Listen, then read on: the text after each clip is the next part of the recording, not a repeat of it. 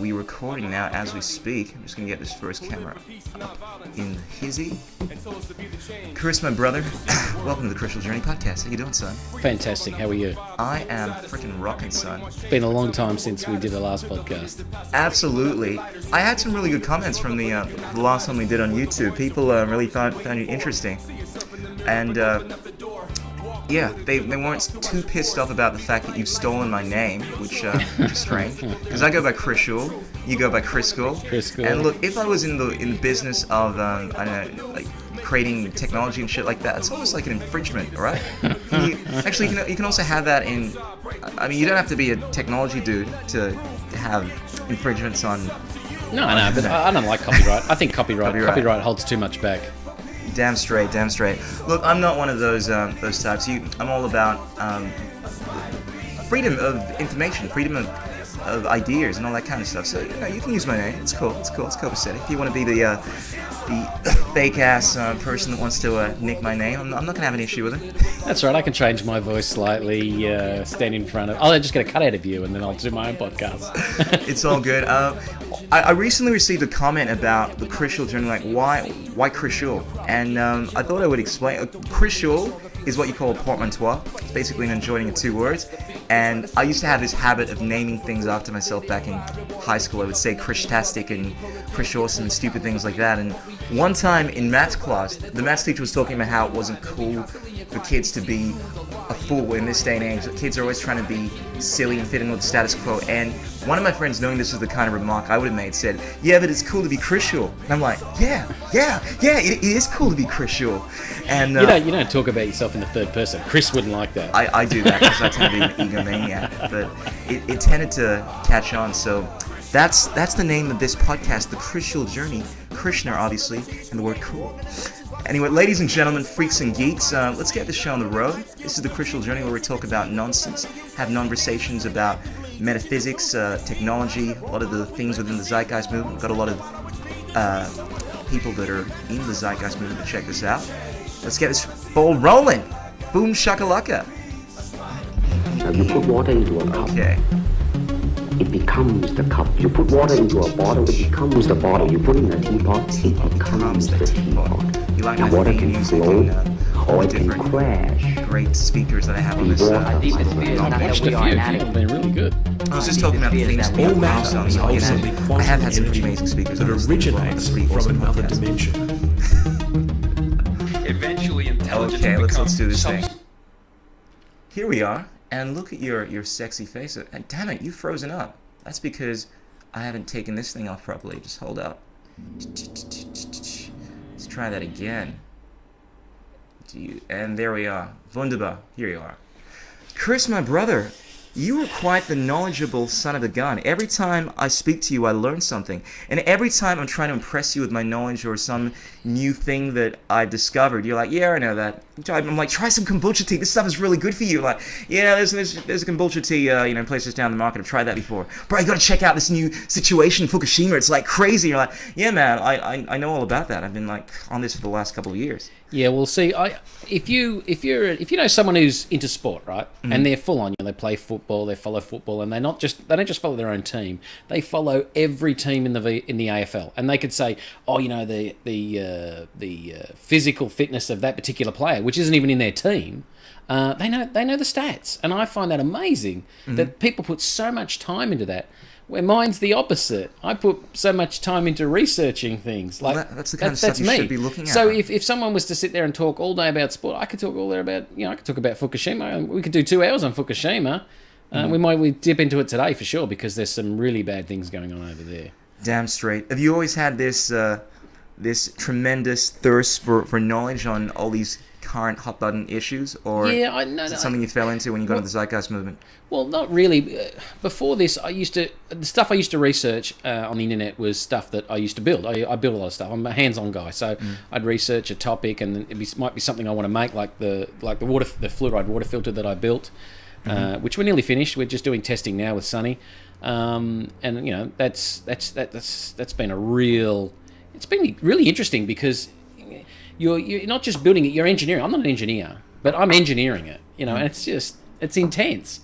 But as far as researching topics, since I reckon probably 8 years ago, I started questioning a lot about the meaning. Well, you could even say the meaning of life in a way, and you say, this system that we live in it's really crap. It's good for some, but not good for everyone.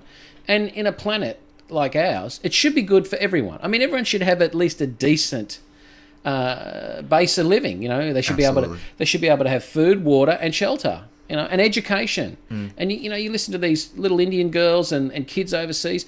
All they want is an education. That's pretty much it.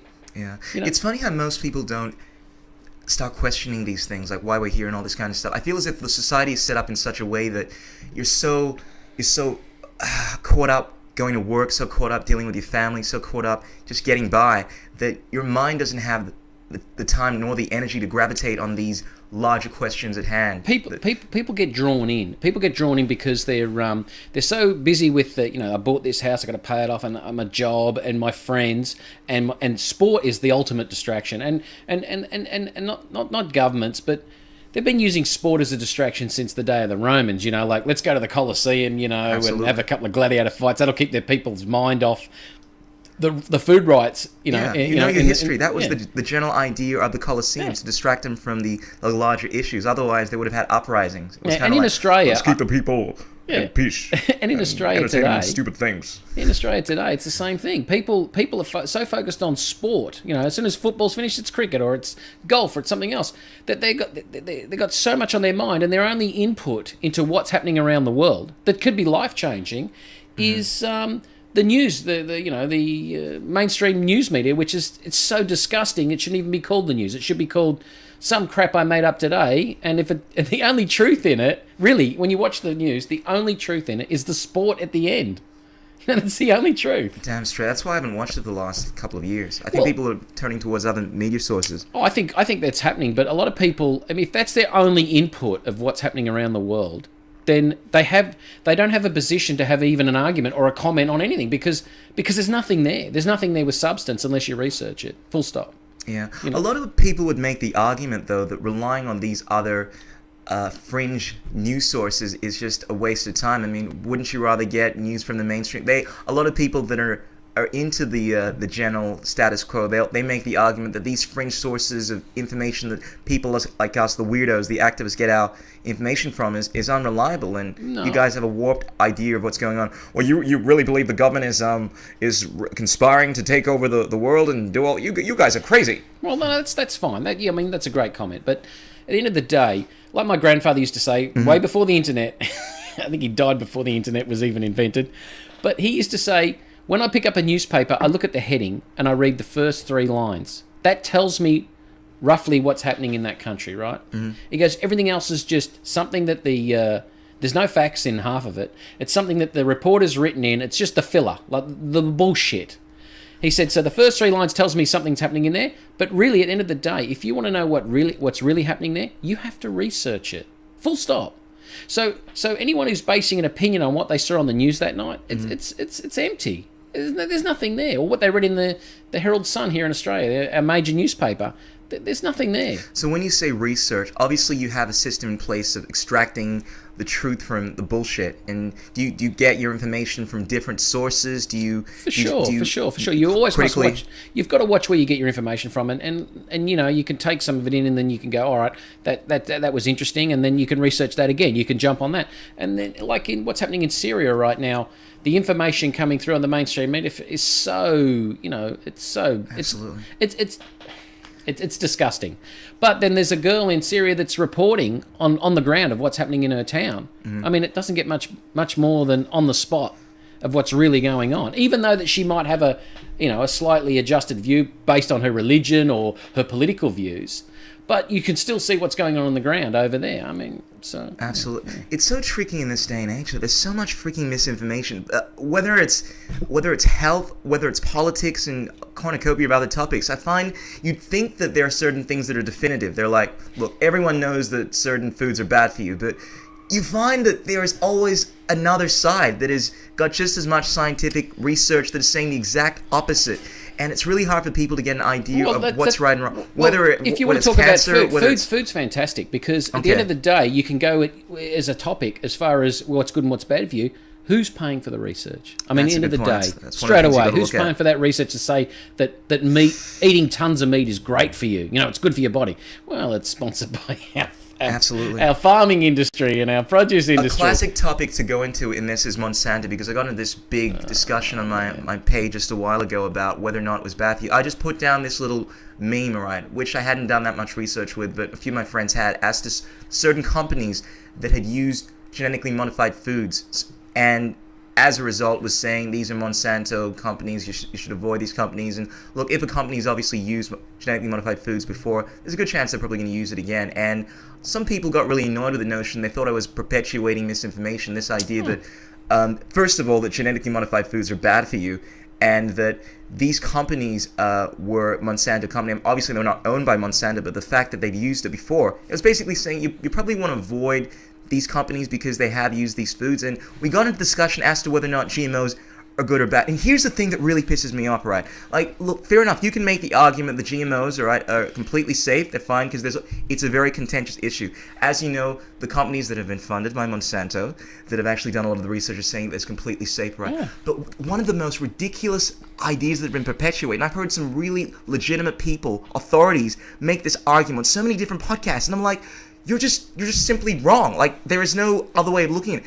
They're saying that there is no distinction between genetically modified organisms and the processes that have been used in natural selection, like creating other cross-species foods, like, for instance, putting together a pear and an apple and creating a nashi.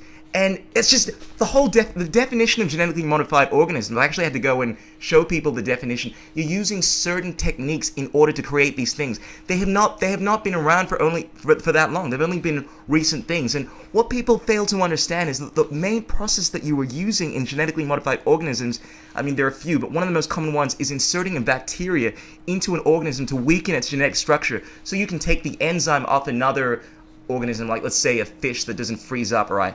And by doing that, inserting this bacteria, it's potentially creating problems. I mean, there's a lot of evidence. It's contentious, but there's a lot of evidence to suggest that the processes that you're using are not sound. But people just make the argument that there is no distinction, that this stuff has been around for hundreds of years. It's just wrong, and I hate being definitive like that. But by definition, it's not the same thing.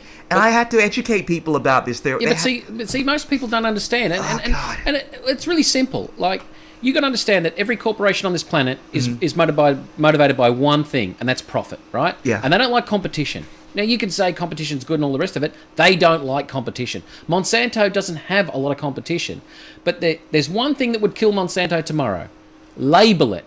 If you put a label on it, let people do their due diligence, and they can research it. If they think there's a problem with it, put a label on it. But they don't even want that. They're telling governments, don't label it. Why? That was the issue, because they're so scared that people might actually look it up on the internet. They might do their own research and go, you know what, I'm not going to eat that stuff. And that's the whole issue. The meme I put up wasn't saying that genetically modified foods are good or bad. I was just expressing the fact that it's annoying the fact that these guys won't even label their foods. That's right. That's all they got to do. One label on the food.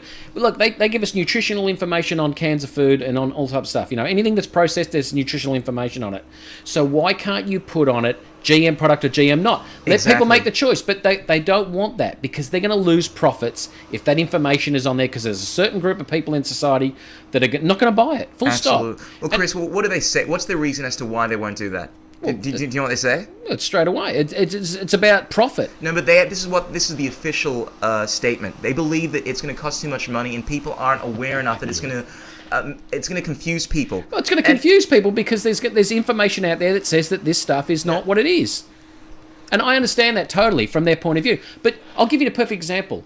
Organic food, right? Yeah. Now, this gets put on our current affair, our news networks, about once every 6 months it comes up.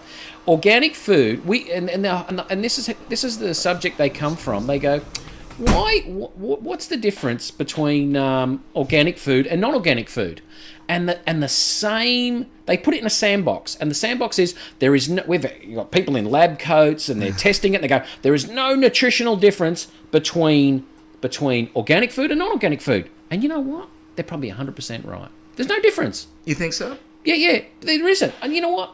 That's not the subject. The subject is organic food doesn't have pesticides sprayed on it, and inorganic food has pesticides sprayed on it. Well, but that's not the conversation piece. Exactly. They're saying, why are these people paying more for an organic product that has no nutritional value?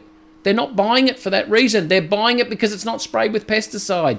That's very simple. But they frame it in a box where the conversation is not about the pesticide. They don't want you to think about that. Yeah. And see, this is what where it comes lawyers from. do. It's not a quest to get at the truth. It's a quest to make your argument the one that is accepted by the general masses. Therefore, you only show people what you want to be seen. It's the one you want because you're trying to. You're there. You're being paid by. Look. TV's sponsored by the people who advertise on it, right? Mm-hmm. Now, if you're a food company and you want to sell your product like Safeway and Woolworths here in Australia, of course they don't sell organic food, so they don't want that argument to be talked about. Oh, our product's all been sprayed, you know. Yeah. There was a clip years ago back in the 50s where they used DDT, right? They sprayed it on crops. And, you know, they drive through the streets and they'd spray it and the kids would be running behind it because it was like a fog machine. Now, there was a scientist that got on there, obviously paid by whoever was manufacturing this DDT, and he was standing there breathing it in, and he was saying, oh, it's all safe for you, I breathe it in every day, blah, blah, blah. Well, 5 years after that, he died. And then when he died, the government thought, well, you know, we should look into this. You know, this guy died, he was breathing this stuff every day. Oh, no, it's bad for you. He died because he was breathing it in. And here's the thing, I don't want to be too definitive about this stuff. I always try to look at things from a very diplomatic perspective. I understand the different views on this, about this issue. It's very, like most issues, it's a very contentious one, all right? One thing is not contentious, though, is the morality around these things. You can say that genetically modified foods are completely safe, even though there are a lot of independent studies that show that it's not. And quite frankly, I think I would be at least worried as frack, all right? But the main issue is whether or not you should prevent people from knowing what is in their foods. I mean, you cannot logically, from a moral point of view, say that we're going to take away your right to know whether or not these foods have been genetically modified, because as far as we're concerned, it's safe. Right, well, you should at least have the right to make that decision for yourself. Well, full stop. And for people to make the argument that you shouldn't have that right is complete insanity. And that's what I'm annoyed about with this whole Prop 37 thing. Yeah, well, I'll tell you what. You know what the reason why they make a lot of zombie movies now? Because there's a lot of zombies out there. I'm sorry. If you don't want to be informed about what you're eating, who cares whether there's a label on that says it's got poison in it? If you don't care about poison, then don't worry about it. But they put labels on food now for nuts because people have, you know, allergic to nut allergies. Absolutely. So how hard is it to print on the side of a tin, it has GM product? And this is one of the biggest issues. What happens with genetically modified organisms? So obviously you're cross-breeding. You're sometimes taking an enzyme from, let's say, a particular tomato, right? And putting it into another organism. Now, what happens if someone is allergic to tomatoes and they think they're taking, I don't know, corn, right, that has some enzyme from a tomato? Now, obviously, they're going to have an allergic reaction. And then what? Because you didn't label that, they're potentially stuffing up their immune system, or they're potentially possibly dying because you don't want to freaking label your foods. I'll give you something that's really interesting. That I've only just started researching this one, and a lot of people are going to go, well, you know, they probably want to know more. All right. There is an enzyme that's been GM modified for wheat, right? Mm-hmm. And this enzyme alters the way you think. Okay. It's in 80% of the wheat overseas, not here in Australia because we don't use it, right? So in 80% of the wheat overseas, sold in Africa and in the US, especially in the US, there's an enzyme from GM wheat that alters the way you think. Now, did I ask for that? What's this called, man? I love to cross-check this stuff and try to keep this podcast as legit as I can. No. I have just started researching it, so I can't tell you any more than that because that's what I'm looking into right now. Fair enough. We don't have a name for this organism? No, not yet. But there's also most soy products in the US. All right. Now, are we right? Yeah, we're good. Yeah, most soy products in the US now are GM soy. There's no such thing as natural or organic or non-GM soy in the US. But if you're trying to grow it as a farmer, mm-hmm. and that seed that you're trying to keep it organic, and the GM farmer, you know, 30 miles away, his seed or bees come in and they pollinate your product. Monsanto comes down, they do a test, and they go, that's our product. and they sue your ass. That's one of the biggest problems. That's why we're calling Monsanto evil, and everyone's going, what do you mean? Monsanto has been created to allow all the poor people to have access to more quantities of food. This is what you're perpetuating this nonsense. There's actually more to it. This is what I never understand, is that all these people stand up and say, and they're defending these corporations. You've got to wonder, I mean, I wouldn't get up and defend these corporations, even if they were good or bad, right? Yeah. So these people that are getting up and defending it, they've got to be paid. That's not. Surely the reason is, look, most people don't have the time, nor do they really want to do any research that is more than it is being gathered from more than the mainstream sources. And that's the problem. People are just taking the mainstream reports. They're not doing any research. Because look, the fact of the matter is that with this particular issue, there are a lot of people who are very ignorant on it. And when you actually tell them the definitive facts about it, they actually pause and go, all right, well, I'm going to go do some more research on this stuff, which is understandable. Most people just don't want to know. I mean, I tried to explain to a woman when I come back from Europe. She goes, oh, how was your trip? I said, well, it was nice, and the sun was shining, and got a tan. I was on the beach most days, blah blah blah. And she goes, oh yeah, I'd be so rapt to have a 6-week holiday over in Europe. It'd be great. I said, well, I'll tell you something right now. Things over there are really tough. I mean, as far as work wise, no one's got any work. Everyone's working 2 jobs, part time. Can't get full time work. People are suffering. They're living day to day. And I said, a lot of young kids are going back to the family's farm to start like grandfather did and recrop, because over in Italy, well, not just Italy, but there's other European countries over there doing the same thing. When the family passes house and land properties, generation, very rarely do they sell. They just hang on to them, right? Whether they use them or they don't use them. And now what's happening is those young kids are going back to the farm because they can't get work, and they're starting to grow their own food. Now, I always look at that here in Australia and I go, most people live in the suburbs. We got country properties, but most people live in the suburbs. They don't have farmland. How are they going to be able to grow their own food if things turn really bad, like unemployment's through the roof and you just cannot get a job? It's not going to happen. There's going to be riots. But as soon as I started talking about stuff like that, she goes, I don't want to know. I don't want to know about that. That's making me not feel good. It makes me not feel good inside. I just couldn't comprehend it. It seems to be the new age hippie mentality that it's better to focus on the positive. There are certain negative things that are going to bring you down vibrationally. Therefore, let's only focus. It doesn't matter. The other side to that is that by knowing that there is a bullet coming to you, might not be able to stop a bullet, but let's be more practical. Let's can I ask you a question? A basketball coming to your face. Being aware of that, you can obviously avoid it. But get going. Can I ask you a question? This is a great question. I like to ask everyone, right? All right. If I said to you, I've got to think about this. If I said to you, there was something really bad was going to be coming down in the next 6 months, right? And you need to, and you should prepare, right? I'm preparing, right? But you should prepare yourself for this, right? Right? Let's say there's going to be, you don't own a car, so. I have a car. All right, sorry. All right, so there's going to be a fuel shortage and a food shortage, right? Okay. And you go, well, all right, so, and I tell you why, and I base a few facts and this and that and the other, and I put a few things together and go, this is what's going to happen. Like, let's say it's like a tsunami. It's going to be a wave. You're not going to be able to get food. Now, you're going to go, oh, yeah, all right, whatever, and then you probably look into it maybe, blah, blah, blah. Well, most people, if I said to you, you want to know what's going to happen in 6 months' time, really happen, they go, I'll just turn it. Oh, I don't want to know. I'll just turn it around. I want to look the other way. They don't want to hear it. A lot of them wouldn't believe you necessarily that it's going to happen. That's one of the biggest factors. Know what? But if they were 100% certain, I give them the facts. I tell them where the information's coming from, like the IMF or the World Trade Bank or whatever it is. They still don't. These are major institutions, and they still don't want to know. Now, some people will go, "Oh, geez, maybe I should, do this and do that." And then when they start seeing a few things happen, and then most people leave it till late. And I'll give you a perfect example. That big cyclone they had in New York, in Sandy Hook. Cyclone Tracy? No. This is in America. This is on the East Coast, just under New York, in New Jersey, right? And it wiped out all the people. Yeah, that was last year, right? Yeah, they knew that was coming 2 weeks beforehand, right? They knew they wouldn't have fuel. They wouldn't have water. They wouldn't have electricity, right? Did anyone prepare? I mean, it got to the point where the wave come through and the people walked out the front of their house, because they left it to the last minute. So, put a couple of, timber panels on the window. Then they come out of the house and the government's walking around doing the big photo shoot. We're going to fix it all up. People yelling, we got no water. What are you going to do about it? We got no power. What are you going to do about it? We can't live in these apartments. You're right. You can't live in an apartment complex if there's no water, power, or gas. You can't live there. It's impossible. But people just, they don't want to know. It's a good point, but It won't happen to do you think me. it can be taken to an extreme? You watch, there are these shows on TV about preppers, people that go to extreme lengths to prepare for the Armageddon, zombies running around and all this kind of stuff, and sometimes they take that to the extreme. Yeah, I mean, it's good. It makes sense for everyone to have at least a few months of extra storage, but You're gonna find- building bunkers under your house and getting guns and Can I be honest with you? waiting for the Armageddon, I like the prepper, right? But the thing is, they take it too far. And let's face it. If I lived on the coast and it was like in Japan, right? Tsunami warnings, they got sirens.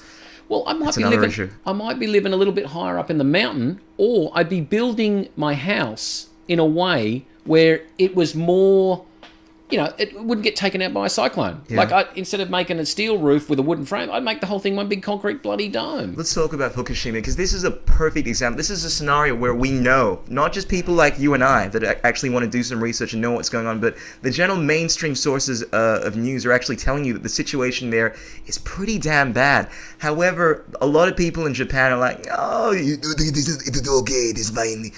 That's my bad Japanese impersonation. That is really bad Japanese. I will just, I will have my sushi, and I will not worry about radioactive waste. Well, I can tell you a lot about Fukushima because I've been following this really, really closely. Because this is a world change event. What's happening in Fukushima right now, and there's a media blackout. I mean, on our mainstream media, they were showing water dripping from a tank, like a drip, like out of your tap dripping, right? And they're saying, we've got water leaks and it's radioactive water and it's dripping out, right? And the picture you're showing, you go, oh, that doesn't look like much. 300 tons a day over 2 years has been leaking out in the Pacific. I've heard They've got fish they're catching in off the Los Angeles coast, right? Not East Coast, just off, on the beach. And it's full of cesium and strontium. Levels are much higher than usually. And plutonium. Usually are.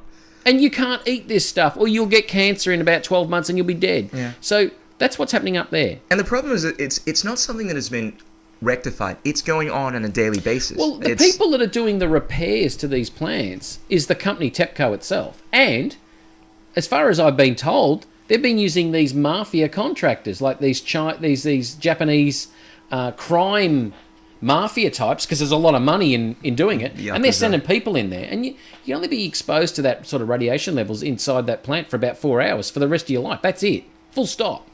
And they're working there week after week, building tanks, storing this water. They're now trying to freeze the ground to stop the groundwater coming down the mountain and pushing through underneath the plant and ending up out in the ocean. This is something that the whole world, because it affects all of us. Exactly. America, Europe, we should send our best over there. This is our the best Pacific engineers. Ocean. This is not that far from Australia. That's right. We should be sending our best scientists and our best engineers over there, and our military, right? Because we spend a lot of money on our military, right? So we've got some of the military industrial complex has got some of the best people that could fix that problem straight away. How do you deal with radiation? That's the problem. It's like having a giant sun that's constantly pouring out radiation onto you. I used to always think, shut off. The Japanese used to be fantastic. They build the best robots. You're always talking about robots, this robot, that.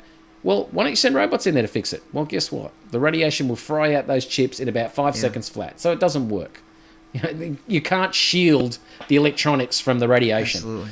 But the point is that we need to get onto this straight away, because this is going to affect all of us, and the world should be out there. And the company that built it, General Electric, they should be the first people out there sorting it out. Don't worry about the company that owns it. Get rid of them and bring in the best. And not only that, they've got, on top of a couple of the reactors, they used to store the old rods, right? So they use the rods in the thing, and they keep them in a pool above the reactor. I mean, that's ridiculous, but that's what they did. And why did they do that? Because they don't have a lot of room. Wait, as opposed to they're keeping the rods above the reactor. Well, the idea was, once you finish using them, you put them in the ground in a big pool, and you keep pumping water, and you keep the water cool, and but they don't have enough room around this plant, so they kept them up on a 4th-story floor. Bottom line, bad planning. These guys haven't. When they first invented after the Second World War, they started building nuclear power plants. They never ever had a way of disposing of the waste product, right? They thought, future generations will be able to work out how to get rid of it, how to break it down cleanly and get rid of it. But this is one of the problems with using this nuclear material and really a lot of people don't understand what nuclear power station is. It's not high tech. Boiling water, right? It's not high tech. It's low tech. Yeah. You're using two rods to boil water. You know, you can do that with anything, with coal and with gas. And it sounds so harmless, but to this day, it is the most destructive thing that we have. More so than chemical weapons, more so than... And the waste you can't dispose of. But this is all it's doing. It's not high... Some people think, oh, this nuclear fusion, it's high tech. It's not. It's low tech.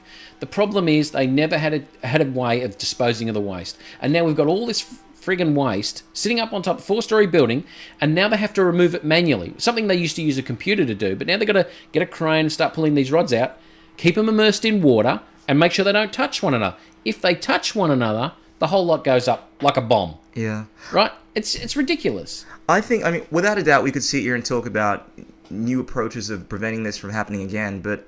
Start shutting down every nuclear power plant. Exactly. Rather than focusing on technologies to get rid of nuclear waste, but see, how Germany, about just not using nuclear power? After Chernobyl, right, when the Russian one went up, yeah, Germany said we've got to do something about this. We got 5 nuclear reactors. They've shut them all down now. They're all gone. Germans are damn smart, and they're spending money on they're promoting in their country solar power and wind power. More than 50% of the population, residential holders, farmers, all that kind of stuff. And they have less sun than us. They're on solar power. They're getting their energy from the sun. Yeah, and they plan within the next 10, 15 years or something like that to a completely eradicated use of fossil fuels. We could do that here tomorrow supply. in Australia, but we've got, because of the corporate interests with the coal fired, because we've got a lot of coal in the ground, right? Mm. And at coal, on wholesale value of coal per kilowatt, works out about 8 cents, right? So what's happened over here is every time someone puts solar on their roof, it's like acid to their business model. Like the coal-fired power stations go, oh, we just lost another customer, pretty much. And the solar in Australia has been going off tap. It's been going crazy. And these big coal power plants, they're losing money.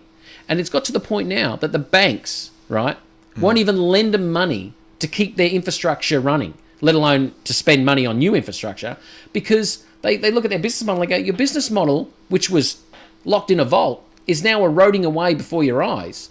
We don't want to invest in that because we can't see the return. Yeah. So what the coal-fired power industry is doing here in Australia is they're now writing legislation for the government to put the guy who's buying solar on a back foot step. In other words, when we used to get 60 cents a kilowatt for what we took from the sun and put into the grid because it's green power, and the retailers had to buy that power at 60 cents, now they've said, no, that's gone now. You can get wholesale price for it, 8 cents a kilowatt. So you put it into the grid at 8 cents, but when you take it out, you're paying 28 cents a kilowatt or 30 cents a kilowatt. So you don't even get dollar for dollar anymore. And now they think, well, people are still putting solar on. So what else can we do to these people who are trying to make green power and save money? Oh, we know what we'll do. Because they're putting it into the grid, we'll charge them a fee because they're using our grid now. So we'll charge a service fee. So what they're doing is they're making, in Australia here, when you put solar on and you put power into the grid, it's worse than just buying it off the, it's dearer than buying it from the coal-fired power station. Absolutely. And that's because we have a business, a capitalist company who works on profits, who's eating into their old business model, which they never had to change, and now it's eating into their profits. So now they've got to tell the government how to legislate the people to make a high-tech product like solar become useless. And look, all that might be good in the short term, having this capitalist society where you're trying to make an extra buck, therefore you're not thinking about renewable sources of energy. And well, I'm not coming on as a socialist, but what I'm saying is a lot of people who think that capitalism is the ultimate and socialism's bad and communism's bad. No, I'm sure there's a lot of bad things about them. Socialism, though. It's just having more foresight. Like, the main thing that keeps on looming in my mind whenever we have, like most of the conversations we've had here, is just how nearsighted, how myopic the entire world is. They don't want to look at the long-term effects of what they're doing. They don't want to have vision. I mean, if we actually decided to be like Germany and actually think about the future and what might be better, not just for our generation, but for the long-term generations, move to renewable sources of energy. Stop focusing your freaking efforts on... Sometimes, you know what? I think what we need in this country is a dictator. This is the direction we're heading in. Anyone who wants to get on board, Well, fine. provided the dictator is... It'd be great if we had a philosopher king like Marcus Aurelius or some shit like that, that would think about the greater good, not That's just for right. him, but for That's right. But they're not everyone. thinking about that. They're always thinking about, how can I make an extra buck? Short term. Absolutely. Short term. Always short term. And that's the joke. And that's the reason in this country we got, building roads instead of rail. This is all short term band-aid fixes on everything. And that's why we're never going to have... people, we are being held back as the people of the world. We're being held back by companies and profit. And remember, in a capitalist system, which we're in now, you have to have socialist. You have to have socialism in a capitalist system, or Absolutely. it doesn't work, because some things don't make profit. Like hospitals don't make profit. Really, they don't, because you have to give a certain amount of care to the people, and it costs. It costs the taxes pay for that, and there's a lot of businesses out there that the government has to run because big business won't touch it. And I'll give you back to the nuclear thing. Do you know there's not one nuclear power plant on this planet that's being built by a private company? Not one. Why do you think that is? It's because there's no money in it. Yeah. Because it takes about 5 to 6 years to build, right? The lifespan is 25 years, and the amount of money it costs to build it. By the time you got your money back on your investment, it's gone. What happens is what they do is they get the people or the government to build it. Then they get a private company that obviously builds it, makes the money, and then they get that same company like General Electric to run the damn thing, right? But the whole thing is, you need power security, and a nuclear power plant is a band-aid fix to power security. The problem is that there's no profit in it. So if you said to a private company tomorrow, will you build that power plant? And, we'll pay for the power. There's no money in it. So they have to get the people's money to build it. Then they run it at a profit, and they take the profit in on that side of it. Yeah, it's a bad idea on so many fronts. From a long-term environmental perspective, and if you're going to be, you're not going to be myopic about it. From a monetary perspective, it's just a simply bad idea. Mm. And I think I tend to be a fan of alternative history and all this kind of stuff, right? And you have a look at certain ideas about how you have a look at when the atomic bomb was detonated.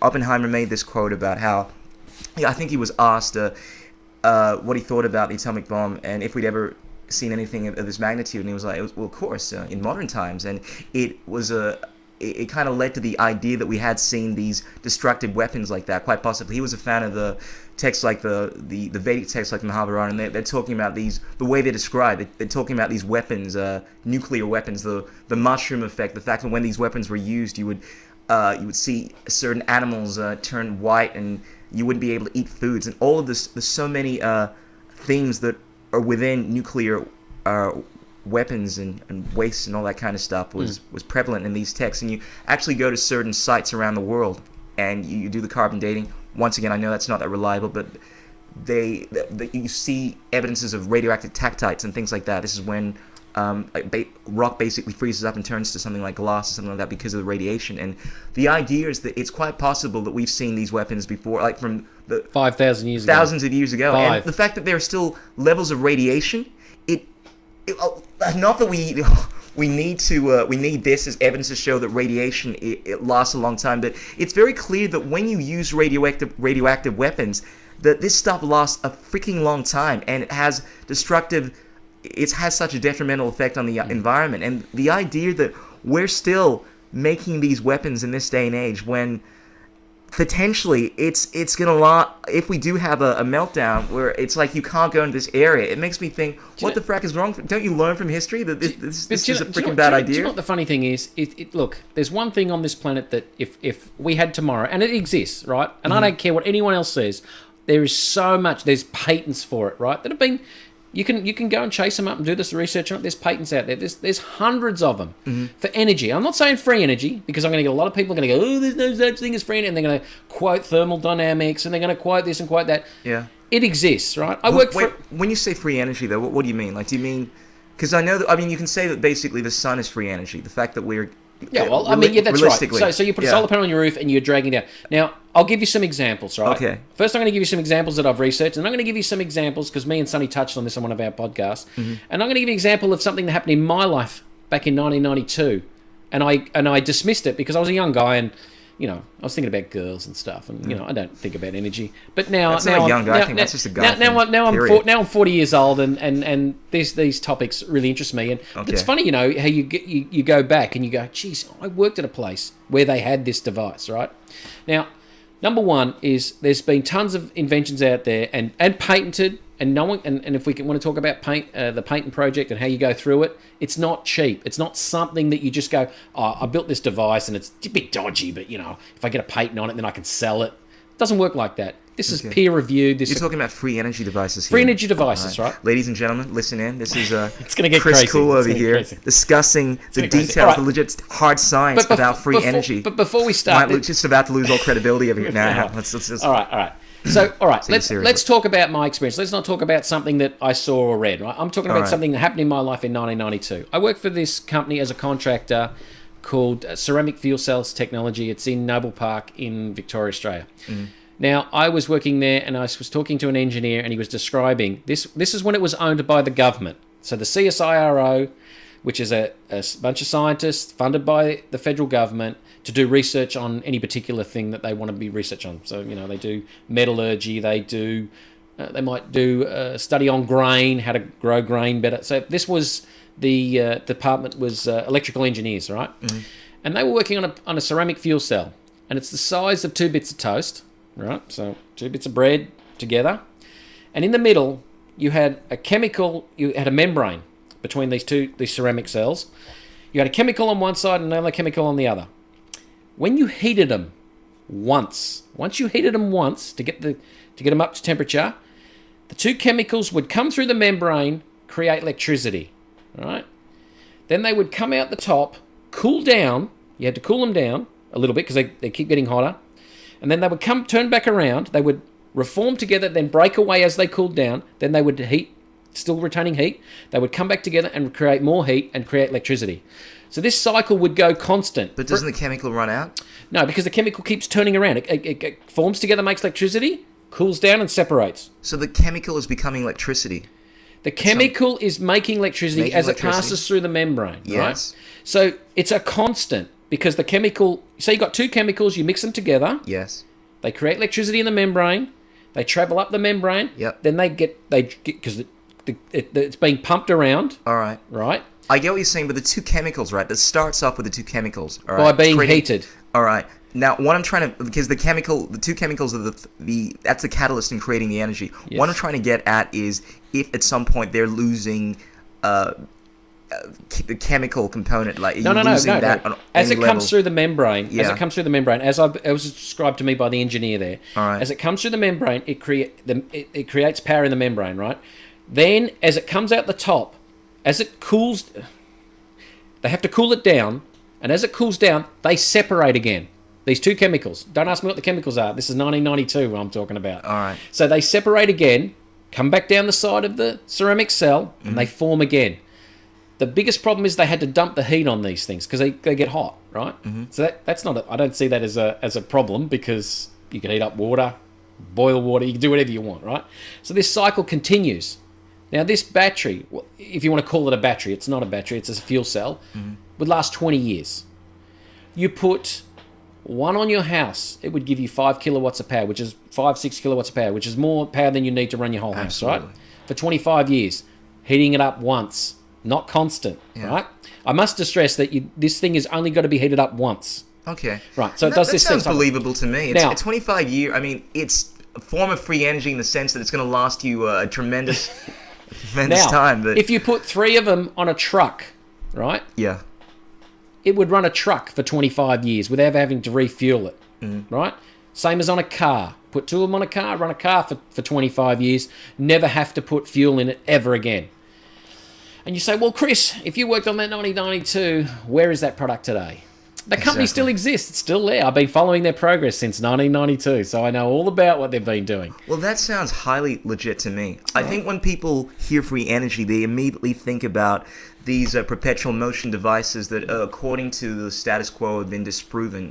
The committee that tries to verify this stuff. But there are a lot of practical technological advancements that, whereas they may not last forever, and it's a finite, it's finite. The fact that the amount of energy they ever produce is going to last such a long time, you might as well call it free energy. Well, remember this was funded by the government through CSIRO, right? Mm-hmm. Now, what happened was the government said, we can't fund you anymore, right? They got to that point where they're ready to go, yep, we can take this commercial, bang, bang, bang. But I don't think at any one time that anyone in that company thought of the implications of giving this device out on the market. Mm. Because once you put that free energy device onto the market, you've got to think of the implications of whether it be fuel to run a car. Let's say you could make fuel out of water. We can go there later on. You don't understand. This is because we live in a like a debt slave society. Every time, like you live in this apartment, Krishy, you got to pay rent. You got to pay every month. You got to pay the power. Every month you got to pay the water. Every month you got to pay the rates. Every month you got to pay this. It's constant, right? So if you don't work, you're laying out on the gutter. And I don't even think you can lay on the gutter for a certain amount of time before someone's going to come along, put a sticker on you, and say you owe us money for laying in the gutter. I mean, because that's the society we live in. You cannot live debt free. And it doesn't matter how rich you are. You could be the richest sheikh on the planet. At the end of the day, you still got to pay the registration on those cars that you own, the Lamborghini, the Ferrari, the Maserati. You got to pay rates on those buildings you own. You got to pay. There's always fees and charges you have to pay. So even though they're a lot less significant to someone who's earning billions of dollars, he still has to pay every month, right? But what's the downside of it if he's generating more money by just existing, by just interest? Obviously, it's not. The point I'm getting to is if you brought a device like that onto the market, the fuel company tomorrow would be gone. That money moving around in the fuel and oil would be gone. Nuclear power would be gone, right? The fuel you put in your car would be gone. The power bill would be gone. The water bill would be gone, because with power, I can build a device, a refrigerated device that can pull moisture out of the air and turn it into, and you can drink it. Because there's moisture all around us, right? So that kind of stuff blows my mind. Right now in this century, we actually have technology. It's not conspiracy. It's definitive fact. Maybe 10 years ago, people would go, that sounds like nonsense. What? You're talking about refrigerated pulling water out of the air? Well, that sounded pretty damn awesome to me. Here, you see that you're up on the wall here, you have an air conditioner, right? Yeah. If I disconnected the fan and we turned it on, the coil in the front would freeze up. It would capture the moisture in the air and freeze on the coil. Then we turn it off, that ice would melt. That's and it would catch into a bottle. It's basic science, right? Absolutely. But it's obviously that's not that amazing. But I know that there are devices out there. In fact, I remember seeing a post you put on Facebook just a while back about photovoltaic cells, about how they've reached the point now where it's something like 49. I can't remember exactly, but it's almost 50%. Well, we got a company efficient. in Germany. We got a company in Germany now that can make. You'll love this. This will spin your mind. We got a company in Germany right now that has a solar panel that works at night. And you go, well, how does that work? Exactly. That was the article I was checking out. Ultraviolet light, right? Ultraviolet light. The people that aren't aware, I mean, this is the general idea with solar power is potentially a free energy source, provided we can get it to a level where it's, let's say, above 80% efficient. Because that means, I mean, once you reach that point, you can basically harness the energy of the sun and use that to power your day-to-day affairs. And that's, I mean, the sun, as far as I'm aware, is not going to run out anytime soon, maybe the next few millions of years. You don't have to worry about it. Exactly. And once you're able to do that kind of stuff, and the fact that we're almost at 50% at this point in time, potentially within the next decade or so, we're going to be moving into the 70-80% range, and then we have, for all means and purposes, free energy. I heard a rumor, and I'm going to say this is rumor because I can't verify it. Can't verify it. But I heard a rumor that when the Russians were building satellites in the 70s, right, and they were going to go to the moon too, and that's what they wanted to do as well. They put some satellites up, and I know the Americans would know this, and I'm sure they probably got information on it. They had solar panels, the ones they put out in space on their craft, that were up near the 70-75% efficiency back in 72. Back in 72? This sounds like my area of things, man. We're talking conspiracy, unverifiable stuff now. I know, I can't verify that. But look, we have seen so many technologies, and you've got to understand it. And people go, well, why isn't all this stuff on the market? And I'll tell you why. Because it's a suppression of information, and the government's trying to cover up shit. Well, no, Krish, if you were going to run a business, right? Number one, what's your biggest killer? Competition. You don't want anyone to have your product or have a product that's similar. So that's why you go through the patent system, so you patent your product so no one else can copy it and do the thing. But it's the same with the coal-fired power industry. They have a monopoly. They don't want another product on the market. And I'll tell you what, if they could squash solar tomorrow and make it never exist again, they'd do it. But the automotive industry has been suppressing... the oil industry has been suppressing energy devices because they know the implications of what could happen if you brought one out on the market tomorrow. Absolutely. People wouldn't go to work every day. People would work 2 days a week to pay their bills. To you and I, that makes perfect sense. It's just the system, the fact that we're motivated by money.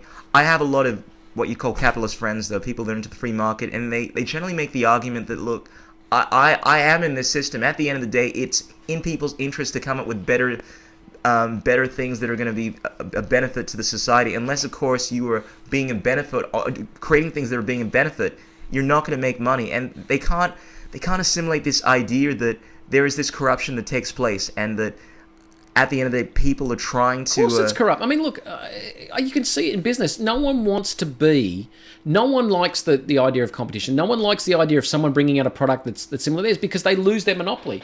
But I understand the reason why people in that market, they like the competition. You know, they like to crave the, not the competition, the, like, I nailed that job and I got that, you know.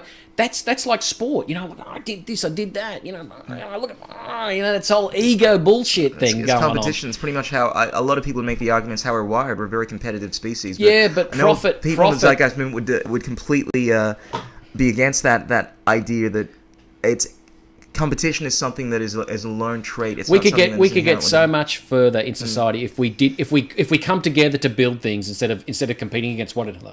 Because look, now I've got to think about it. There was 2 guys working at one of the British universities. Mm-hmm. I think it was getting the lowest temperature possible. I saw a doco on it. They were both trying to get the lowest temperature you could possibly get in a lab, right? Okay. They're going for this.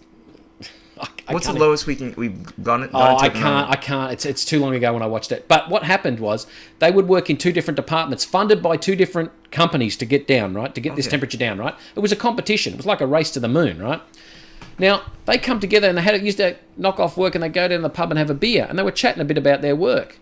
One had invented a certain thing, and the other one invented something else. And the both of them had to come together to nail it. But in the end, they were both at a point where they couldn't get past. They couldn't get past this point because one had a certain amount of information. It would have probably been years before the other one had even twigged. So I find that, I find it incredible that, coming together and bringing all your ideas together, same as a phone. If we got all those companies to come together and say, let's build just one of the best phones in the world, no one, we wouldn't be out buying this, buying that. We'd just buy the one. But, this is all to do with... Absolutely. The reason I was kind of like just dabbling away over there was I really wanted to find out what the lowest temperature in the world is. That's just a fascinating point that kind of spawned from that conversation. But I love the studio. I love this TV, man. You just true, bro. Let's figure out what lowest temperature. Can't really temperature ever. No, this is going to give you. Recorded.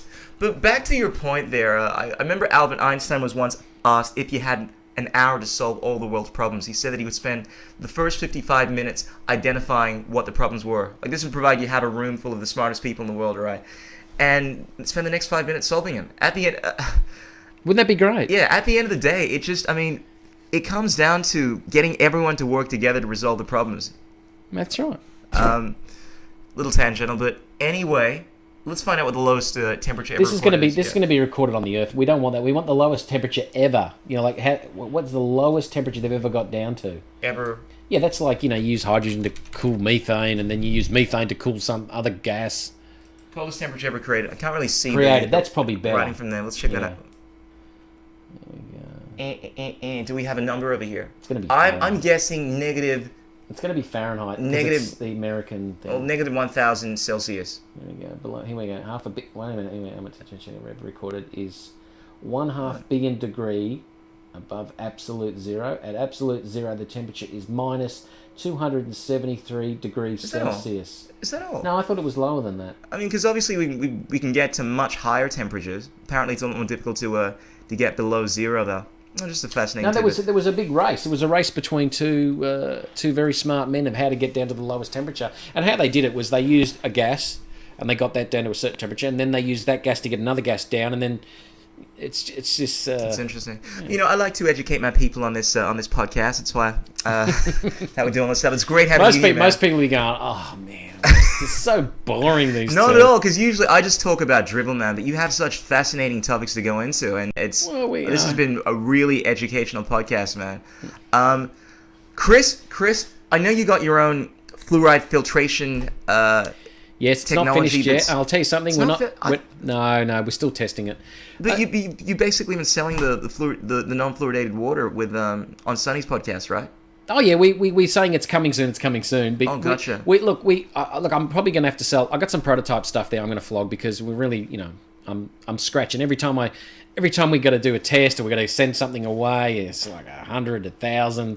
It's costing a lot of money. So I'm going to flog a couple of the prototypes just to churn some money over. But as far as releasing the product to the out there and commercial and you don't realize that you might have the product there and you go, yeah, it's working, it's doing this, doing that, and then you get something doesn't go right or some plastic thing doesn't fit right, and then the whole world of packaging, you wouldn't believe the amount of headaches just in how should we package this thing? This is intense. Any enterprise takes a tremendous amount of time. So we're still doing a little bit of testing, but I'm probably, if you go to TMR Podcast and you send me an email, if you really want one, I'm going to flog it for you because I need to get a few funds up. I mean, they do what they do. They're the prototype ones we've been working on. And they work all right. We haven't packaged them. We haven't done this. We haven't done that. But awesome. Yeah, anyway, so that's coming. I love the fact that you're... so many of my friends now have their own... obviously, the viewers that do listen to these podcasts, you've probably seen Sonny Vice's podcast, which, it's obviously Sonny Vice and Chris Cool's podcast, and it's so cool to see that there's so many people now that are getting into this whole realm of podcasts. They're disseminators of truth, not just we did a podcast with you, and when we first got together, and we went, that was interesting, and then but Chris, he goes, it's on that about those relationships. So we said, you know what, there's some really good topics we should hit on because you never hear this stuff on the TV, in the news, mainstream media, and we thought, and don't get me wrong, we spent about an hour or 2 hours on our podcast, but we're only brushing over the top, and we're trying to just cover the subject. We could talk about it for hours. And what we do is, with all the subjects that we've covered so far, we're going to go over in depth in the future. But we thought we'd just, because you can't sit there and bunch 4 hours and talk about the patent system, right? People would just be, So we hit it for an hour and a half. You'd be surprised. I personally, look, I know everyone has their own preference when it comes to listening to podcasts, but I found that just listening in on a conversation that's just going to take the course of wherever... It's fascinating because it's like a lot of people don't have the opportunity to kind of like listen in, to dive in with a bunch of crowds that are into these topics, and we get some great. It's just being able to connect. It's not necessarily. We get some great feedback from people that go, I just you guys should be doing it. More mainstream, and we do a fair bit of research on our stuff. We don't just hit the microphone and just start making this shit up. There's a little bit there's a little bit Sonny likes behind to do it. his research, and Sonny likes to he likes to move it along, and he keeps it under control. That we're not jumping ahead. I have a tendency to just leap way ahead of where we should be at. Absolutely. And jump off subject and then head off in a different direction, and Sonny drags us back in. Yeah. It's interesting because I think of the team, I freaking love that podcast. It's one of the podcasts on my list. I actually have about half a dozen there. And I kind of just compare Sonny's approach to doing things to mine, and it's like he's the yin and I'm the yang. It's like we have such very different approaches Same to with things. me and Sonny. Look, Sonny's a physicist, right? He's very left brain, very logical, likes to plan everything. Yeah, and me, You're good in between though. Obviously, you know where you're going. I keep saying to Sonny, you got to laugh a bit. People look at you and they go, "My God, this guy!" You crack a smile in a second. Absolutely, you got to make the fun of it, and you have to. You got to see the funny side of everything. That's what I like about you, Chris. I tend to be more just up in the air. I have no idea what's even come out of my mouth half the time. That's what really irritates Sonny about the podcast that he's done with me, because Sonny's a very here's the thing, I call Sonny's approach to things very static, in the sense that the way that he converses, all right, it's very, he's going to talk for maybe like 5-10 minutes, an hour or something, and then you're going to talk, right? Yeah. And it's very respectful, very... Yeah. Oh, no, I cut him off. I'm bad. I'm horrible. I'm worse. I'm doing it now. I'm coming in over the top. Exactly. That's what I like about you. I like to have very dynamic conversations. So it's like, I'm talking a little, and then it's like, he's talking, Sonny hates that shit, man. It's like, Krishna, you do this thing where you're interrupting me, and I don't like it, and I'm like, that's normal conversation. We've even had a blue on one podcast. He had to turn it off. I think, I mean, look, even as I'm doing this podcast, I become just a bit more self-conscious, and I start, thinking about what I'm going to say. The whole idea to me of the podcast is just having a normal conversation, like right, and just talking about random stuff. And I find that when I'm listening in on people that are just being themselves, because let's face it, at the end of the day, if people want to get hard media information, there are much more reliable sources that have been done in a more professional format than podcasts, documentaries, and things like that. What we do is what podcast offers, if you just let me finish, is this realm where people can listen to real conversations that are off the cuff, and that's what I like about it. Oh, look. The other thing too is Sonny puts up all the links, so the information that we've done up, because a lot of people go, oh well, where's your proof? Where are you getting your information from? That's great, because then they can look it up, and then they go, you know what, you got your information from the wrong spot. You got from a bunch of communists out of the arse end of Russia. Okay, but I like that. You put the information up there. This is where we got it from. So you're not just making the crap up as you go. Absolutely. But I always told Sonny, you got to put a bit of a laugh in there. People are going to be able to relax. Absolutely. So I always say, look, if people want serious, intelligent content, they want to be educated, listen to TMR. If you want to hear about random bullshit and just have just ridiculous conversation, listen to ridiculous conversations, come check out the Crystal Journey podcast. What? I do like to educate people. I told Sonny yesterday when I said, oh, look, I don't know if I'm going to make it to your meetup today because I'm doing a podcast with Chris. And he goes, he says to me, oh, so, what are you going to talk about? And I said, look, if he breaks into song, I'm just going to put the headphones down and walk out the door. I'm walking out the door, and I'm just going to get in the car and keep on driving. Yeah, that's what I often do. And if he starts talking about the music industry, I'm just going to sit there and go, I don't know what you're talking about, because I know nothing about music. Please don't talk about music. Look, I like to keep these things generic, because the world is full of a whole spectrum of different people. I'd like to try to appeal to a larger spectrum as I can. As I get older, the music I love music that has no lyrics. I just like, just easy music. It could be anything. I don't mind it, as long as no one's talking. And then the other side of it is the opposite. I like to listen to podcasts, news podcasts, podcasts about, anything. I'm open to any subject. I don't care what it is, whether it be gardening, permaculture, you name it. I love it all. Yeah. Well, to me personally, I love to learn. I'm all about personal development. That is one of. I was kind of being a little facetious. Obviously, I talk about random stuff, but at the end of the day, I love to inspire people, and inspiration does not have to be content based on truth and factual. It can just be. Ideas that are breathing life into people. Inspiration, or the idea of breathing life. It's great. It's great to talk to people who can look at things from a different perspective, and I find that fascinating. And I have a friend of mine, right? Mm-hmm. He's a bit of an artist. Art people are really no, they're not weird. I cannot grasp the way they think about things.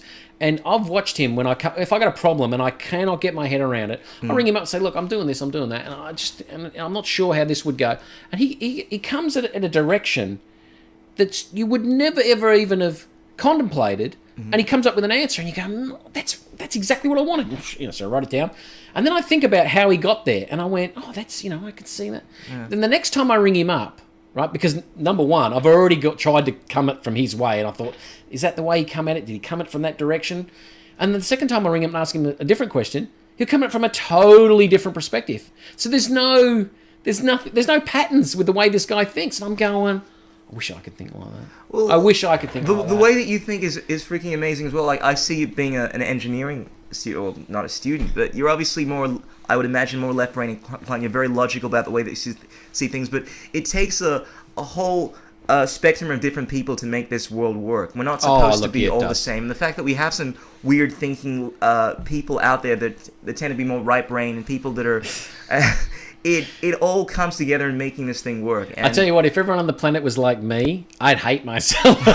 it would be a horrible place in all sincerity, to live. I think the world definitely needs. Look, not one Chris is enough, but more people that are more open-minded, people that are more nonetheless critical thinkers, that are actually willing to go out and do their own research and have an understanding of what's going on, so they don't get taken by these ideas that are perpetuating the mainstream society. Do your own thing. Absolutely. And listen to everyone. Look, there's two things that I constantly I listen to anyone, no matter how weird they could be talking about the most weirdest shit. Yeah. Stuff but filter out that shit, man. You can't just take on I all understand. I information, understand that. Look, one of the guys was telling me at a meetup for the Zygust meetup, Dan, and he was saying we got these people in there and they're talking about reptilians and stuff like that. My and kind I of said, people. Anyway, and I said, look, you got to stop that because that's not what we're about, right? And these people try to take over the conversation, and then new people coming in, they go, what the hell is this? This is Zeitgeist. Yeah, this is a Zeitgeist meetup. Wait. What is the Zeitgeist movement about then? If it's not about reptilians and UFOs and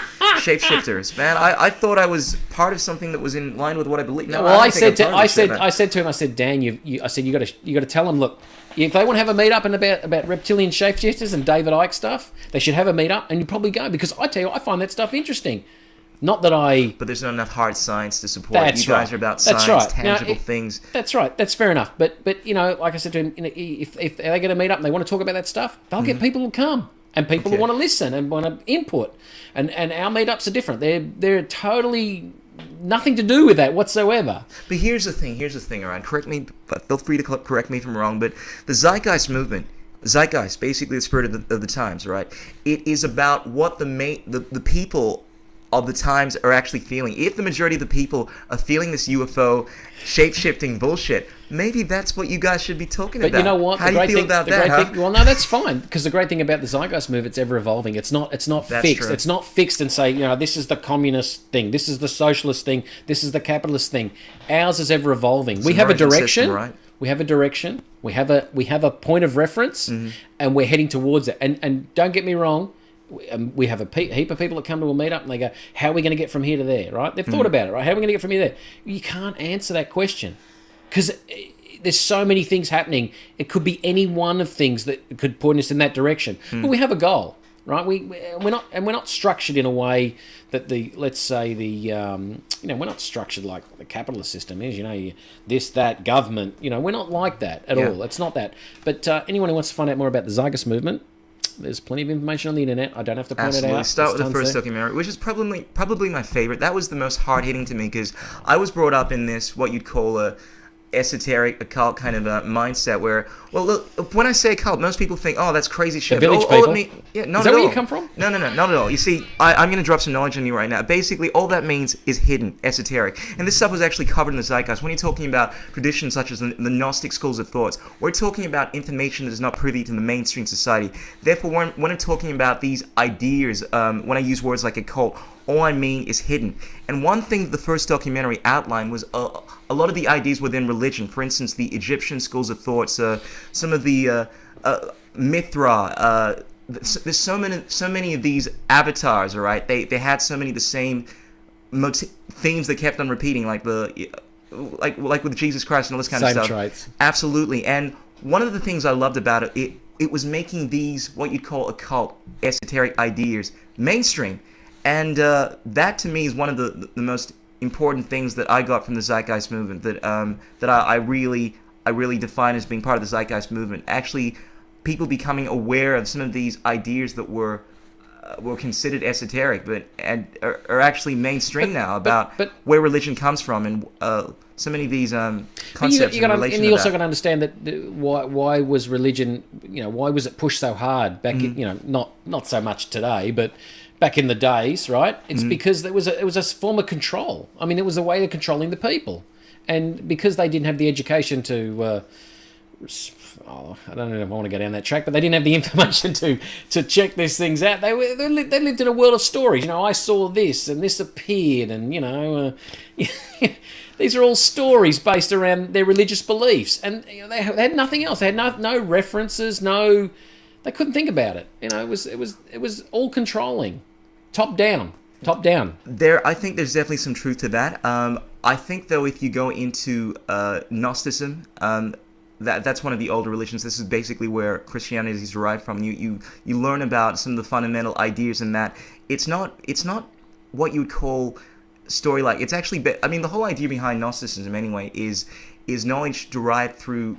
It's a kind of basically in ancient Greek, there are basically two types of knowledge. There's hearsay knowledge, that's the kind of knowledge that you hear, and then the kind of knowledge that you experience. I can't remember the Greek the term for that, but Gnosticism basically took that further. It believed that there's this kind of knowledge that you can derive from your own spiritual experience. But without going into that, the basis of Gnosticism is actually about knowledge. It's about learning about who you are, and it's not so much based Nothing wrong on with that. Yeah, it's not. It's actually not based on nonsensical ideas. Organized It's religion, based on truth. You know organized what I mean? religion. Organized religion. It's not is really like, religion as such. Well, at least in my mind. Our Christian religion today, right, is pretty much like politics, right? You've got people at the top fighting for the top job, like the Pope and the bishops and all the rest of it. True that. And it's top down. It's, well, sort of, yeah, top down. I reckon it is. I don't think the Pope makes all the decisions, but, you know, he tries to control, and then you've got your bishops underneath, and it's, you know, and further and further and further down. True that. But,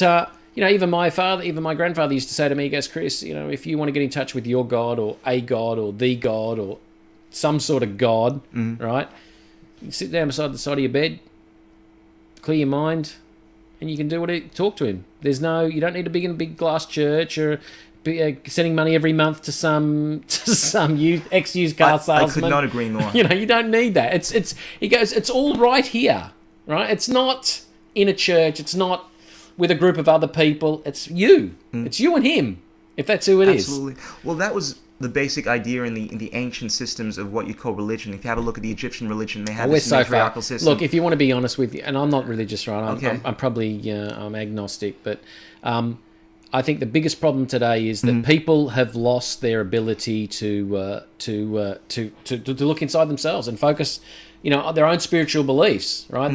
And I don't practice anything to do. You know, I'm not that type of person. I'm too far removed, but. Even I don't, but I think a lot of people think, you know, if I go to church every, you know, once a month, once a week, whatever, you know, it's all taken care of. It's not that at all. Well, like you're saying, it's the relationship with yourself. That's right. As I was saying, I mean, the whole idea, I think, behind at least the ancient traditions was to nurture that relationship with yourself. And I noticed that you are your own God. Well, bruh, I'm not a religious person, but my fundamental attitude towards life is to try to develop myself on as many different levels as I can. And I think, obviously, a lot of people try to separate the physical body from the spiritual plane. A lot of people make the idea that there is no distinction between the two. Oh, sorry, that there is a distinction between the two. And I would say that the physical body is I mean, your mind, in a sense, is connected to this physical body. I mean, basically your neocortex and all that kind of stuff. What I'm trying to say is it's very important to develop your physical body as well, but more importantly, to develop yourself. And to me, I would say that my religion is striving to be the best person I possibly can. And by developing myself, I can obviously impact the world in a more positive way. Well, I'm a little bit different because I enjoy learning. I love to learn stuff. I love learning new shit. I love to make stuff. If I see something, then I go, I'd love to build that. I'm making that. If I got the money and the time, I'll do it. And Absolutely. I'm time poor like there's no tomorrow. I've always wanted to get into, not yoga. I'm going to say yoga. What's wrong with yoga? No. I've always wanted to get into meditation, and I just... Yoga is actually a form of meditation. I understand, and I've talked to a guy, Dave Moss, and he was, you know, into meditation. I said, Dave, you got time? I'd love to, you know, give me a few tricks, give me some pointers, Absolutely. How to get there, because I find it's great to clear the mind every now and again. You know, it's like I don't know. Absolutely. Is it rebooting your computer? You know, just clear it out. And well, I would fervently recommend something called HoloSync. It's not like woo-woo, like it's actually based in science. It deals with binaural beats. I don't understand the details behind it, but apparently it somehow works on the hemispheres of the brain, the different, you know, I got alpha, beta, and, you know, different states and all that kind of stuff. But it uses this technology to make you more relaxed, give you more concentration. I actually got this awesome app on my iPhone. I think it's called Relax M. There's an app for it. Yeah, there's an app for it. Absolutely. But it's just it's just creating sounds that are. You know what we need to do? We need to get an app for religion. Oh, like a sin. I've done some sins today. Why not? Gone. Why Gone. not? I've done it on my app. Why not? Look, I think technology can be very religious. At the end of the day, if it's allowing you to connect more with to what is sacred, why not? Well, to me, my biggest goal in life is to learn as much as I can learn, build as much stuff as I can build, because I love building stuff. Well, I use it on my hands, my eyes. Absolutely. I love the whole lot. And I'm a pretty relaxed guy. A lot of people say, Chris, you know, you're so relaxed. And you know, I am. I'm easygoing. I'm relaxed. I like to laugh a lot. And the other thing I do constantly is check my ego. and I don't have an ego. I don't believe I have a big ego. Well, everyone has some ego. To some I extent. understand that, but every now and again, you just merge into everything if you had no ego. No, right? I understand that. But what I do is I constantly, like I'll pull myself up and go, no, that's not you. That's your ego. Yeah, I don't do that enough, and because I've been brought up from this culture, well, not culture, but this mindset where basically the ego is bad. It's, I mean, in the Eastern schools of thought, that's the general idea that one of the biggest problems is the fact that you were so caught up with yourself that you can't benefit. You got to check it. You got to say, you got to say, am I doing it for myself? Am I doing it because there's an ego thing involved? Absolutely. And it's difficult being a performer because, look, I'm going to be real with you. It's hard for you. One of the biggest drives is wanting to go out there and getting this admiration. Oh, you're freaking awesome. You're like, I for instance, I just had this, got to perform at this ANZ Awards night just last night. And look, one of the reasons I wanted to do it was because there were all damn fine girls there. And I'm thinking to myself, they're going to like me because I'll like me after this. And I think there's nothing wrong with wanting to receive appreciation for something that you do. And look, it's freaking awesome when you do something. You create. Look, I love telling people. I love to tell people, give them a bit of knowledge, and they go, "Oh man, how do you know all that? How do you?" Absolutely. And they also go, "How'd you build that?" We're all looking for validation on some level. Would you not agree with that? Yeah. And you got to check it. I do believe you have to check it, but I think you need a little bit of it in order to go out and create stuff. You know what? No one really invents anything. Everyone's just taking something that's... everything's a remix. You're going to make that argument. Yeah. You take something, you've seen it work, and you're putting it together. That's what your brain's doing. Yeah. And every now and again, you pull something out and you go... Pull something out of the ether. It might be small, but you go, I made that innovation. I reckon that was me. Yeah. And you give it away to someone. You go, look, I did this, I did that. Absolutely. Man, that's fantastic. I think it's a beautiful mentality to have. It's kind of in line with your whole idea of not having any ego, because it's like, I think what allows a lot of artists to be creative is that they get over their ego and they reach this point where they call it being in the zone, and it's like they're taking this information from the collective unconscious or from a part that is outside of themselves. I mean, people like Jason Silver, he always references this quote from Khalil Gibran about how sometimes it's as if thoughts, feelings, and revelations, they come not from you but through you, and though they are with you, they belong not to you. They don't belong. Yeah, but it's almost as if it's not yours. And I think by whether or not that's true or not, I think by having that mentality that it's not actually you, this is mine, it's mine, it allows you to reach a mentality that is conducive to creating these things. There's two ways. I suppose the other way too is if you can take something and you can add just that little bit more to it and then pass it on, that's a great thing. Absolutely. And that's someone else can take it and go, man, without that bit, I'd be lost because I was already 3 steps back, or I was 8 steps forward, and it's just that's how technology, that's how everything should be. Creations of other things, but would you agree that there's some things that are more original than others? For instance, if I take a song, right, I copy it word for word, song for song, and I change like a couple of lyrics. Why not? Obviously, no. What I'm saying is, obviously, that is less original than someone that creates something purely out of the recesses of their collective unconscious. I said something.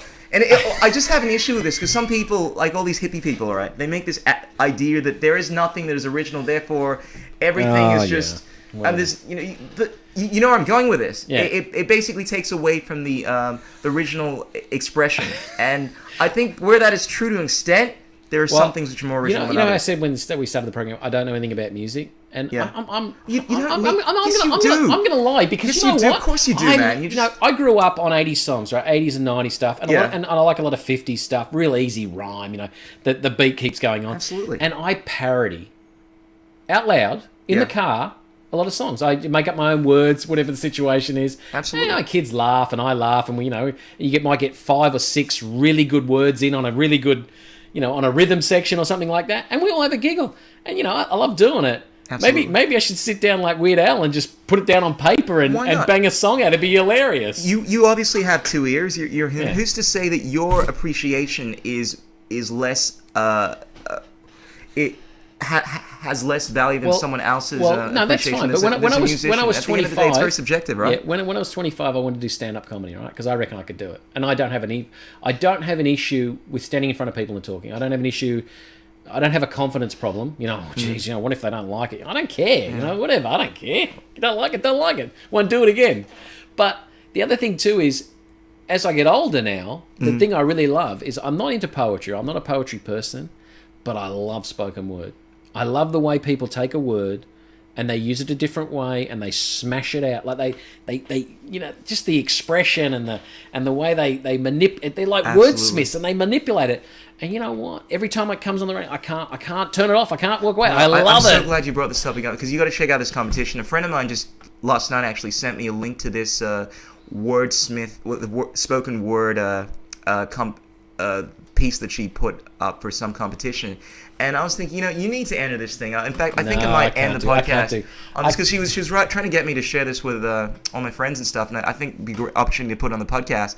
And I love spoken word. So do I. I think at the end of the day, we're basically just using thoughts, sounds, vibrations, whatever means we have to express ourselves creatively and to inspire people. And obviously, you're doing that through spoken word. I'm doing that through music, and I'm doing it because I think girls tend to respond more to sexy melodies.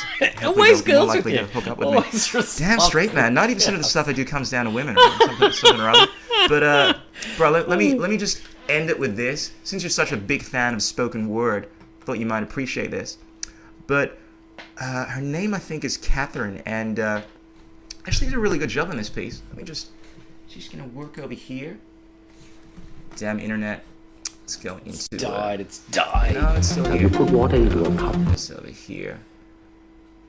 Nothing works when it's supposed to. Come on, internet, don't fail me now. So what's happening with you tonight? Apparently you gotta tend to the kids. I got kids, mate. Kids, they take up your life, but they ask the craziest questions, and I love it. I love million questions a minute. I got their brains going flat out. We talk about everything. There's nothing we don't talk about. What's my son talking about today? He was talking about well, he loves talking technology. Loves technology. So we talk a lot about technology. What if? A lot of what if. Hypotheticals. All right, tons of hypotheticals. Here's the piece. Let's check it out. This is by Catherine Mullenshot. Sometimes I feel like an alien on the outside looking in and wondering, how did we get here? Why are we living like this? I mean, aren't we missing some fundamental keys to this game of life? Why do we choose to experience so much strife? Why do so many of us live at effect, not cause? Why are so many of us afraid of the pause button? See, our lives are so damn busy, we have no time for our kids, neighbours, family, friends, the bus driver we see. The list never ends. No time for our passions, our hopes, our dreams. No time to see the sun set or smell the air right after it's rained. She's a passion And then we sister. wonder why we have so much pain. Let's press pause and meditate on the cause for the pain so we can see new ways. We can choose to say, hey, no more of that around here. It's time I spent time with those dear to me. Time I decided to eat healthily. Time I looked for the give rather than the get. Time I let go of old regrets that just hold me back think from she's some being kind of here personal development now, coach that she does choosing this to live my full time. dreams. No, it's good. See, We just need to get it maybe down to it's not as Zygus hard as movement, I it think. seems. Absolutely. Maybe In fact, I might loving have to get on the is podcast easy, sometime. while fear just paralyzes. Maybe blame But just ladies and hurts gentlemen, while you can check out the understanding. full thing. Catherine Mullenshot, I think, is her name. I think we need more time to spend on our passions, things that we like doing. Well, that's the whole idea of the Zeitgeist Wouldn't it? movement, right? Yeah, that's right. Have everything run by computers and robots, so we can eventually. I know that sounds over the top, but you know what? There's some really stark facts out there that you could look at tomorrow, right? Back in the 70s, if we go back in time, and a lot of people go, that was a long time ago. Yeah, that's right. Because back in 72, they talk about we can't feed the people of the planet, right? That's the number one topic. We can never feed all these people on this planet. We need GMO, we need Monsanto, we need all these companies. Well, no, when we had agribusiness, big agra, we could feed the population in 1972 15 times over, right? The only reason why we didn't do it then, and we don't do it now, is because those poor people, they got no money. And if you ain't got money, you can't eat. Simple as that. Well, it obviously takes money to get the food across to other, for instance, places in Africa or third world nations that are less fortunate, that don't have the access time to and energy it takes to big agriculture. agra to grow wheat or basic wheat and corn, right? The way we grow it here in Australia and the way we grow it in Europe and the rest of it, it's so cheap to grow. And all we do every now and again is when we got a surplus, we go, oh yeah, well give them X amount of rice, give them this, give them that. But we could do it. All we got to do is give them a little bit of technology. We give them a little bit, like A good example in India, the big thing now is the farmers are so damn poor, right? They can't afford to buy a tractor. So what happens now is a charity comes along and they donate a tractor, but not to one farmer. They donate it to a whole village, so everyone gets to use it. And it changes everything, just like that. Or they go over there and they say, look, this is the soil you got, this is the technique you're growing. They send over a horticulturist and they say, do this, this, and this, and tell them why you're doing it. And it will change everything, right? Absolutely. Now, that's just education. They've been doing that way for hundreds of years, and they don't know any better because they don't have the knowledge or the science to work out their soil, work out what it needs to get that thing to grow. Much better approach than the IMF going into these countries and and giving them these ridiculous loans, and obviously when they're not able to pay it, exploiting their resources and things like that. Much better, as they say. You're seeing that in this country now. They're trying to lower the wage. You know, every time you hear in Australia about productivity, you know, productivity's bad, blah blah blah. All it is what they're saying is you're not working hard enough, and you need to work for a lot less in wages. That's simple as that. That's all it is. But the way things are going, the way I see it, is we're all going to be working part time in the future, and we're all going to be struggling to pay those bills. Chris, don't be such a pessimist. Come on. The world is getting better. I'm a hippie. I can see you in this positive person. I don't want to studio apartment. I don't want to end this thing on a negative. Otherwise, all my friends are going to be like, "So, there's no negative, Chris. Now, no, why are you it's thinking not on the negative? Bring my vibe down." Bring my vibe. I know a lot of hippies. Ladies and gentlemen, the world is as harsh as it is. Look, we have a lot of promising things going on. Technology, for starters. Within the next few years, we're going to see some changes that completely change the entire world as we know it, if they're not out there already. And there's a lot of good to be happy about. Well, we could do a podcast in the future, and we could do it on all the fantastic technologies out there that we could bring forward and use. People would be amazed. Sounds like Chris, it's always a freaking pleasure having you on there. You certainly dropped some powerful knowledge. It's going to keep some people very... Can't wait to see the comments. Very amused. And ladies and gentlemen, be sure to check out the TMR podcast featuring Chris Cool over here and my man Sonny Vice. And until next time, this is the Crucial Journey podcast. Peace out, keep it real, don't drive in text, and be sure to share the frack out of this thing and tell all your friends about it if you can. Until next time. Ow! Bye. Now you put water into Cool, a man. cup. Cool. How long we go for? It becomes the cup. You put water into a bottle, it becomes the How long? bottle. You put in a teapot, it becomes Jesus. the teapot.